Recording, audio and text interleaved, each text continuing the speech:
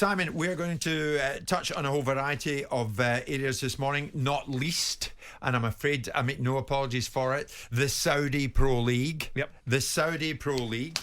Now we are hearing the strength of this yet to be determined, that the Saudis reportedly in talks with UEFA on having a Saudi team in the Champions League, yes, from 2025. That is what they want to happen. Simon, we were talking about what might the end game be of the Saudis. There's the answer. Oh, undoubtedly. But the flip side of that is that I'm concerned for this because I don't think central management inside the Premier League is strong enough.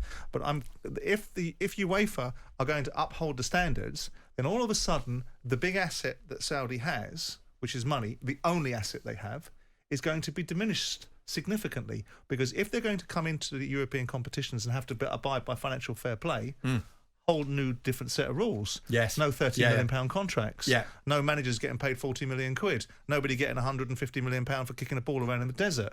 All of a sudden, everybody being adjusted to the landscape of the European teams. So I've got no issue with them coming in and being part of the Champions League if that's what we think their league merits, if that's valuable to the Champions League and it opens up another opportunity for more competitive football and more interesting and diverse football, but not on the terms of the Wild West scattergun. The only issue that I've got with the Saudi League is the argument that they are entitled to destroy the ecosystem of football.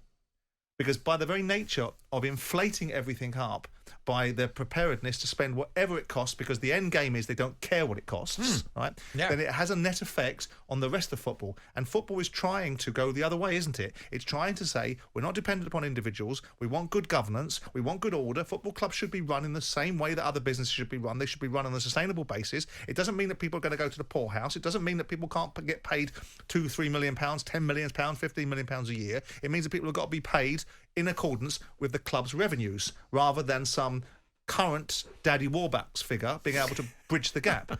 Now, that's fine. If the Saudis come to the table, where's their commercial advantage?